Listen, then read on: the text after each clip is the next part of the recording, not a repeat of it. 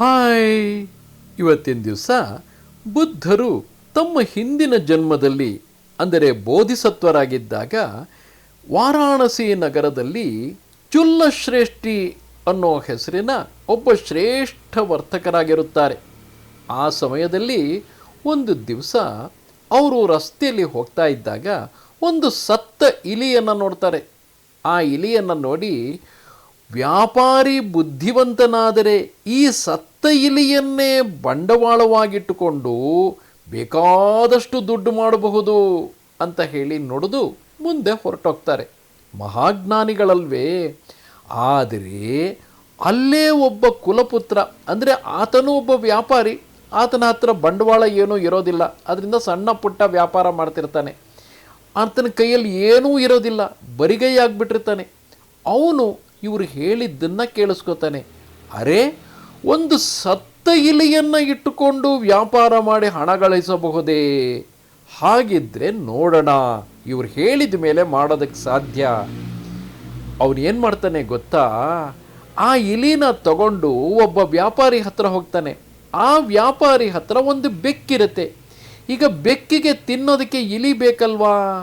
ಅದಕ್ಕೋಸ್ಕರ ಅವನೇನು ಹೇಳ್ತಾನೆ ಆ ವ್ಯಾಪಾರಿಗೆ, ಈ ಇಲಿನ ನಿಮ್ಮ ಬೆಕ್ಕಿಗೆ ಕೊಡಿ, ನನಗೇನಾದರೂ ಹಣ ಕೊಡಿ ಅಂತಾರೆ. ಸರಿ, ಅವರೊಂದು ಅಲ್ಪ ಸ್ವಲ್ಪ ಹಣ ಕೊಡ್ತಾರೆ. ಆ ಹಣನ ತಗೊಂಡು ಬಂದು ಅಂಗಡಿಗೆ ಹೋಗಿ ಬೆಲ್ಲ ತಗೊಂಡು ಬರ್ತಾನೆ.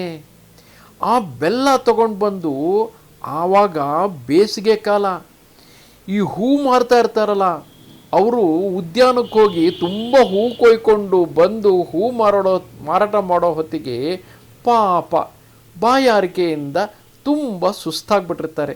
ಅವರಿಗೆಲ್ಲ ಇವನು ಬೆಲ್ಲ ನೀರು ಕೊಡ್ತಾನೆ. ಅವ್ರಿಗೆ ತುಂಬ ಖುಷಿಯಾಗತ್ತೆ. ಅವಾಗೇನು ಮಾಡ್ತಾರೆ, ಅವರೆಲ್ಲರೂ ಒಂದೊಂದು ಮುಷ್ಟಿ ಅವನಿಗೆ ಹೂ ಕೊಟ್ಬಿಟ್ಟು ಹೋಗ್ತಾರೆ, ಅವನು ಬೆಲ್ಲ ನೀರು ಕೊಟ್ಟನಲ್ಲ ಅಂತ. ಆಗ ಇವನೇನು ಮಾಡ್ತಾನೆ, ಅವ್ರು ಕೊಟ್ಟಿದ್ದ ಹೂವನ್ನೆಲ್ಲ ಸೇರಿಸಿ ಆ ಹೂವನ್ನು ಎಲ್ಲ ಮಾರಾಟ ಮಾಡಿ ಅದರಿಂದ ಬಂದಿದ್ದ ಹಣದಲ್ಲಿ ಒಂದು ಪುಟ್ಟ ನೀರಿನ ತೊಟ್ಟಿ ಕಟ್ಟಿಸ್ಕೊತಾನೆ. ಸೊ ದಟ್ ಅದರಲ್ಲಿ ನೀರು ಇಟ್ಕೊಂಡು ಹೋಗೋರು ಬರೋರಿಗೆಲ್ಲ ಚೆನ್ನಾಗಿ ಬೆಲ್ಲನೂ ಕೊಂಡ್ಕೊಂಬಂದು ಬೆಲ್ಲ ನೀರು ಕುಡಿಸೋದು ಮಾಡ್ತಿರ್ತಾನೆ. ಹೀಗೆ ಮಾಡ್ತಾ ಇರಬೇಕಾದ್ರೆ ಒಂದು ದಿವಸ ಅಲ್ಲೊಂದು ದೊಡ್ಡ ಉದ್ಯಾನವನ ಪಾರ್ಕ್ ಇರುತ್ತಲ್ಲ, ಅಲ್ಲಿಂದನೇ ಎಲ್ಲರೂ ಹೂ ಕಿತ್ಕೊಂಡು ಹೋಗಿ ಹೂವನ್ನು ಮಾರಾಟ ಮಾಡ್ತಿರ್ತಾರೆ. ದೊಡ್ಡ ಬಿರುಗಾಳಿ ಬಂದ್ಬಿಟ್ಟು ಅಲ್ಲಿರೋ ಎಷ್ಟೋ ಮರಗಳೆಲ್ಲ ಬಿದ್ದು ಹೋಗ್ಬಿಡುತ್ತೆ. ಈಗ ಆ ಉದ್ಯಾನವನದಲ್ಲಿ ಬಿದ್ದೋಗಿರೋ ಮರನೆಲ್ಲ ಖಾಲಿ ಮಾಡಬೇಕಲ್ಲ. ಯಾರು ಖಾಲಿ ಮಾಡೋರು? ಅದನ್ನು ತೆಗೆದು ಹಾಕೋರು ಯಾರು? ಅಲ್ಲಿರೋರಿಗೆಲ್ಲ ತುಂಬ ಯೋಚನೆ ಆಗಿರುತ್ತೆ. ಆವಾಗ ಈ ನಮ್ಮ ಬುದ್ಧಿವಂತ ವ್ಯಾಪಾರಿ ಏನು ಮಾಡ್ತಾನೆ ಗೊತ್ತಾ? ಅವನು ಹೇಗಿದ್ದರೂ ಬೆಲ್ಲ ನೀರು ಕೊಟ್ಬಿಟ್ಟು ಎಲ್ಲರ ಹತ್ರನೂ ಸ್ನೇಹ ಗಳಿಸ್ತಾ ಇರ್ತಾನಲ್ಲ. ಅಲ್ಲೊಂದಷ್ಟು ಜನ ಹುಡುಗರಿರ್ತಾರೆ, ಅವರನ್ನೆಲ್ಲ ಕರೆದ್ಬಿಟ್ಟು ಅವರಿಗೆಲ್ಲ ತಿನ್ನೋಕೆ ಬೆಲ್ಲ ಕೊಟ್ಬಿಟ್ಟು ಒಳ್ಳೆ ಮಾತಿಂದ ಅವರನ್ನೆಲ್ಲ ಕರ್ಕೊಂಡೋಗಿ ಅಲ್ಲಿ ಬಿದ್ದಿರೋ ಕಟ್ಟಿಗೆನೆಲ್ಲ ಎತ್ಕೊಂಬಂದು ಆ ಉದ್ಯಾನದ ಹೊರಗಡೆಯಲ್ಲಿ ರಾಶಿ ಹಾಕ್ತಾನೆ. ಅಲ್ಲಿ ನೋಡಿ, ಅವನ ಅದೃಷ್ಟಕ್ಕೆ ಅದೇ ಸಮಯಕ್ಕೆ ಒಬ್ಬ ಕುಂಬಾರ ಹಲವಾರು ಮಡಿಕೆ ಮಾಡಿಟ್ಕೊಂಡು ಆ ಮಡಿಕೆನೆಲ್ಲ ಸುಡಬೇಕಾಗಿರುತ್ತಲ್ಲ, ಅದಕ್ಕೆ ಅವನು ಸೌದೆ ಹುಡುಕ್ತಾ ಬರ್ತಿರ್ತಾನೆ, ಎಲ್ಲಿ ಸೌದೆ ಸಿಗುತ್ತಪ್ಪ ಅಂತ. ಅದೇ ಸಮಯಕ್ಕೆ ಇವನು ಒಂದು ರಾಶಿ ಕಟ್ಟಿಗೆನ ಆ ಉದ್ಯಾನದಿಂದ ತಂದು ಹೊರಗಡೆ ಹಾಕ್ಕೊಂಡಿರ್ತಾನೆ. ಸರಿ, ಇದನ್ನೆಲ್ಲ ನನಗೆ ಕೊಡು ಅಂತ ಹೇಳಿಬಿಟ್ಟು ಅವನು ದುಡ್ಡು ಕೊಡ್ತಾನೆ. ಸ್ವಲ್ಪ ಅವನ ಹತ್ರ ದುಡ್ಡು ಕೊಡ್ತಾ ಬರುತ್ತೆ. ಅದರಿಂದ ಬೆಲ್ಲ ತಂದ್ಬಿಟ್ಟು ಇನ್ನಷ್ಟು ಜನಕ್ಕೆ, ಅದೇ ಜಾಗಕ್ಕೆ ಒಂದಷ್ಟು ಜನ ಹುಲ್ಲು ಮಾರೋರು ಬರ್ತಾ ಇರ್ತಾರೆ. ಸುಮಾರು ಒಂದು 500 ಜನ ಹುಲ್ಲನ್ನು ಕಾಡಿಂದ ಕೊಯ್ಕೊಂಡು ಬಂದು ಊರಲ್ಲಿ ಮಾರಾಟ ಮಾಡೋಕ್ಕೆ ಬರ್ತಾ ಇರ್ತಾರೆ. ಅವರಿಗೆಲ್ಲ ಬೆಲ್ಲ ನೀರು ಕೊಟ್ಬಿಟ್ಟು ಅವರು ಸ್ನೇಹ ಬೆಳೆಸ್ತಾನೆ.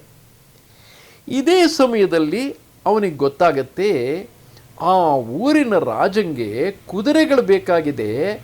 ಅದಕ್ಕೋಸ್ಕರ ಕುದುರೆಗಳ ವ್ಯಾಪಾರಿ ಒಬ್ಬ ತುಂಬ ಕುದುರೆಗಳನ್ನು ತಗೊಂಡು ಆ ಊರಿಗೆ ಬರ್ತಾ ಇದ್ದಾನೆ ಅಂತ. ಮತ್ತೆ ಅವಕಾಶ ಅಲ್ವಾ? ಕುದುರೆಗಳು ಬಂದ ಮೇಲೆ ಆ ಕುದುರೆಗಳಿಗೆ ತಿನ್ನಕ್ಕೆ ಹುಲ್ಲು ಬೇಕು. ಆ ಹುಲ್ಲನ್ನು ಯಾರು ಕೊಡಬೇಕು? ಈ ಹುಲ್ಲು ಮಾರೋರೇ ಕೊಡಬೇಕು. ಆ ಹುಲ್ಲು ಮಾರೋರು ಅವನ ಹತ್ರ ಪ್ರತಿ ದಿವಸ ಬಂದು ಬೆಲ್ಲ ತಿಂದು ನೀರು ಕುಡಿತಾ ಇರ್ತಾರೆ. ಏನಾರು ಕೊಡ್ತೀವಪ್ಪ ಅಂತಂದಾಗ ಬೇಡ, ಸಮಯ ಬಂದಾಗ ನಾನು ಕೇಳ್ತೀನಿ, ಈಗ ನಿಮ್ಮ ಹತ್ರ ಹುಲ್ಲು ತೊಗೊಂಡು ಇಟ್ಕೊಂಡು ನಾನು ಏನು ಮಾಡಲಿ, ನಿಮ್ಮ ಪಾಡಿಗಿರಿ ಅಂತ ಹೇಳಿರ್ತಾನೆ. ಯಾವಾಗ ಆ ವ್ಯಾಪಾರಿ ಕುದುರೆಗಳನ್ನು ತೊಗೊಂಡು ಬರ್ತಿದ್ದಾನೆ ಅಂತ ಗೊತ್ತಾಗುತ್ತೋ, ಇವನು ಆ ಹುಲ್ಲು ಮಾರೋರ ಹತ್ರ ಹೋಗಿ, ನೀವು ಒಬ್ಬೊಬ್ಬರು ಒಂದೊಂದು ಕಟ್ ಹುಲ್ಲು ಕೊಡಿ, ಜೊತೆಗೆ ನಿಮ್ಮ ಹತ್ರ ಎಷ್ಟು ಹುಲ್ಲಿದೆಯೋ ಅದನ್ನು ಬೇರೆ ಯಾರಿಗೂ ಮಾರಬೇಡಿ, ಅದಷ್ಟು ಹುಲ್ಲು ನನಗೆ ಬೇಕು ಅಂತ ಹೇಳ್ತಾನೆ. ಅವರು ಆಯಿತು, ಮಾರಾಟ ಆಗುತ್ತೆ ಅಂತ ಅನ್ನೋ ಹಾಗಿದ್ರೆ ನಿಂಗೆ ಕೊಡ್ತೀವಿ ಅಂತ ಒಪ್ಕೊಂಡ್ಬಿಡ್ತಾರೆ.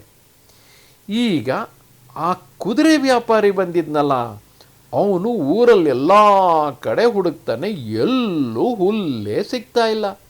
ಯಾಕೆ? ಈ ವ್ಯಾಪಾರಿ ಇದ್ನಲ್ಲ ಬುದ್ಧಿವಂತ, ಎಲ್ಲ ಹುಲ್ಲನ್ನು ಇವನೇ ಖರೀದಿ ಮಾಡಿಬಿಟ್ಟಿದ್ದ, ಬೇರೆ ಯಾರಿಗೂ ಹುಲ್ಲೇ ಸಿಗ್ತಾ ಇಲ್ಲ. ಆ ವ್ಯಾಪಾರಿ ಹತ್ರ 500 ಕುದುರೆ ಇದ್ದಾವೆ, ಅವನು ಅದಕ್ಕೆಲ್ಲ ಹುಲ್ಲೆಲ್ಲಿಂದ ಒದಗಿಸೋದು? ಸರಿ, ಅವನಿಗೆ ಗೊತ್ತಾಗುತ್ತೆ ಈ ಬುದ್ಧಿವಂತ ವ್ಯಾಪಾರಿ ಹತ್ರನೇ ಎಲ್ಲದೂ ಸೇರಿಕೊಂಡಿದೆ ಅಂತ. ಅವನ ಹತ್ರ ಬಂದ್ಬಿಟ್ಟು ಸ್ವಲ್ಪ ಜಾಸ್ತಿನೇ ದುಡ್ಡು ಕೊಟ್ಬಿಟ್ಟು, ಅಪ್ಪ ನಿನ್ನ ತಿರೋ ಹುಲ್ಲೆಲ್ಲ ನನಗೆ ಬೇಕು, ನನ್ನ ಕುದುರೆಗಳಿಗೆ ಹುಲ್ಲು ಬೇಕು ಅಂತ ಹೇಳಿ ಸ್ವಲ್ಪ ಜಾಸ್ತಿನೇ ದುಡ್ಡು ಕೊಟ್ಬಿಟ್ಟು ಆ ಎಲ್ಲ ಹುಲ್ಲನ್ನು ಖರೀದಿಸ್ತಾನೆ.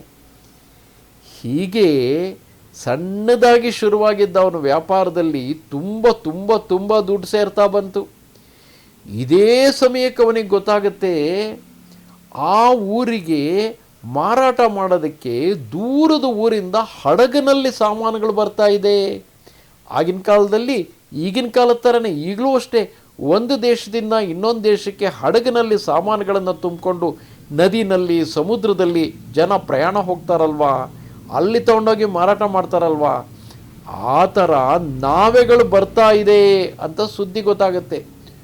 ಇವನೇನು ಮಾಡ್ತಾನೆ ಗೊತ್ತಾ, ಕೂಡಲೇ ಒಬ್ಬ ದೊಡ್ಡ ವ್ಯಾಪಾರಿ ಥರ ಒಂದು ರಥದಲ್ಲಿ ಕೂತ್ಕೊಂಡು ತುಂಬ ಬೆಲೆ ಬಾಳೋವಂಥ ಪೋಷಾಕ ಧರಿಸ್ಕೊಂಡು ಆ ಹಡಗಗಳ ಹತ್ರ ಹೋಗ್ತಾನೆ.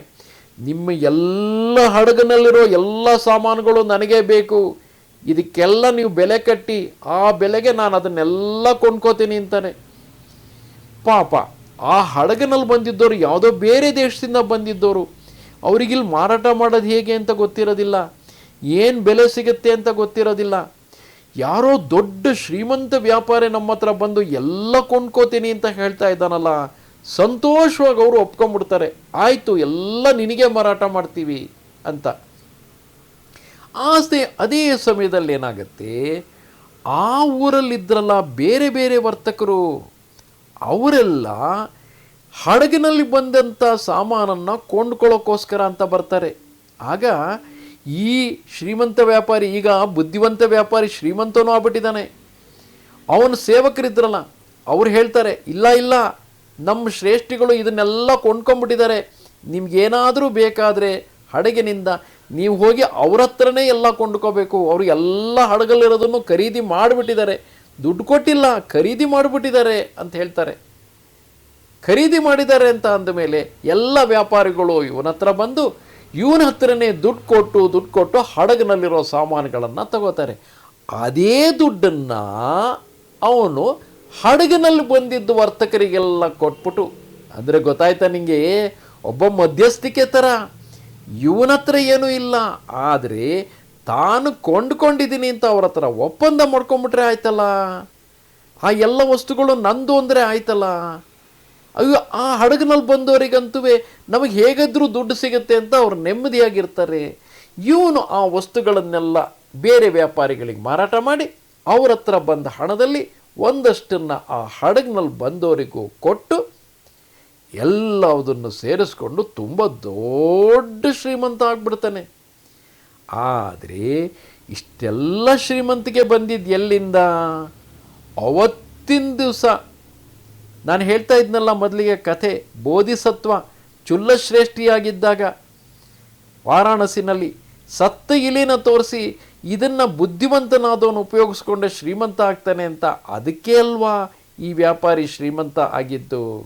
ಅದಕ್ಕೋಸ್ಕರ ಅವನೇನು ಮಾಡ್ತಾನೆ, ಇಷ್ಟೊತ್ತಿಗೆ ಅವನ ಹತ್ರ 2 ಲಕ್ಷ ವರಹ ಇರುತ್ತೆ, ಅದರಲ್ಲಿ ಅರ್ಧ ಭಾಗ ತಗೊಂಡೋಗಿ ಆ ಬೋಧಿಸತ್ವರಿಗೆ ಕೊಡ್ತಾನೆ. ಏನಪ್ಪ ನನಗೆ ಯಾಕೆ ಕೊಡ್ತಾ ಇದೆಯಾ ಇದನ್ನು ಅಂತ ಅವ್ರು ಕೇಳಿದಾಗ ಹೇಳ್ತಾನೆ, ಅವತ್ತಿನ ದಿವಸ ನೀವು ಸತ್ತ ಇಲಿನ ಇಟ್ಟುಕೊಂಡು ಅದರಿಂದನೇ ವ್ಯಾಪಾರ ಮಾಡಿ ಶ್ರೀಮಂತನಾಗಬಹುದು ಬುದ್ಧಿವಂತಿಕೆ ಇದ್ದರೆ ಅಂತ ಹೇಳಿದ್ರಿ. ನಾನಿವತ್ತಿನ ಸಹ ದೊಡ್ಡ ಶ್ರೀಮಂತ ವ್ಯಾಪಾರಿಯಾಗಿದ್ದೀನಿ ಅಂತ ಹೇಳ್ತಾನೆ. ಆವಾಗ ಆ ಬೋಧಿಸತ್ವರು, ಆ ಚುಲ್ಲಶ್ರೇಷ್ಠಿ, ಓಹೋ ಈ ಹುಡುಗ ತುಂಬ ಚಾಣಾಕ್ಷ ಇದ್ದಾನೆ, ಇವನನ್ನು ನನ್ನ ಹತ್ರನೇ ಇಟ್ಕೋಬೇಕು ಅಂತ ಹೇಳಿ ತಮ್ಮ ಮಗಳನ್ನೇ ಅವನಿಗೆ ಮದುವೆ ಮಾಡಿಕೊಟ್ಟು ಮನೆ ಅಳಿಯನನ್ನಾಗಿ ಮಾಡಿಕೊಂಡು ತಮ್ಮ ವ್ಯಾಪಾರದಲ್ಲೇ ಅವನನ್ನು ಸೇರಿಸ್ಕೋತಾರೆ. ಆ ಮೂಲಕ ಅವನು ಆ ಬೋಧಿಸತ್ವರ ಜೊತೆಯಲ್ಲಿ ಸೇರಿಕೊಂಡು ಇನ್ನೂ ಶ್ರೀಮಂತನಾಗ್ತಾನೆ. ನೋಡಿದ್ಯಾ, ಚಾಣಾಕ್ಷತೆ ಅನ್ನೋದಿದ್ದರೆ ಅಲ್ಪ ಸ್ವಲ್ಪ ಬಂಡವಾಳ ಇದ್ದರೂ ಅಲ್ಪ ಸ್ವಲ್ಪ ದುಡ್ಡಿದ್ರೂ ಕೂಡ ಅದರಲ್ಲೇ ನಿಧಾನವಾಗಿ ವ್ಯಾಪಾರ ಮಾಡ್ತಾ ಮಾಡ್ತಾ 10 ಹಲವು ಜನರ ಸ್ನೇಹ ಬೆಳೆಸ್ತಾ ಬೆಳೆಸ್ತಾ ಆ ಸ್ನೇಹದಿಂದನೇ, ಜನಗಳ ಸಹಾಯದಿಂದನೇ, ಜನಗಳ ಸ್ನೇಹದಿಂದನೇ ಒಬ್ಬ ವ್ಯಾಪಾರಿ ತುಂಬ ಶ್ರೀಮಂತ ಆಗ್ಬೋದು. ಅದಕ್ಕೋಸ್ಕರನೇ ಸ್ನೇಹಿತರನ್ನು ಕಳಿಸ್ಕೊಳ್ಬೇಕು, ಜಗಳ ಆಡಬಾರ್ದು. ಎಲ್ಲರ ಜೊತೆ ನಾವು ಸ್ನೇಹದಿಂದ ಇದ್ದರೆ ಜೀವನದಲ್ಲಿ ಏನಾದರೂ ಸಾಧನೆ ಮಾಡ್ಬೋದು. ನೋಡಿದ್ಯಾ?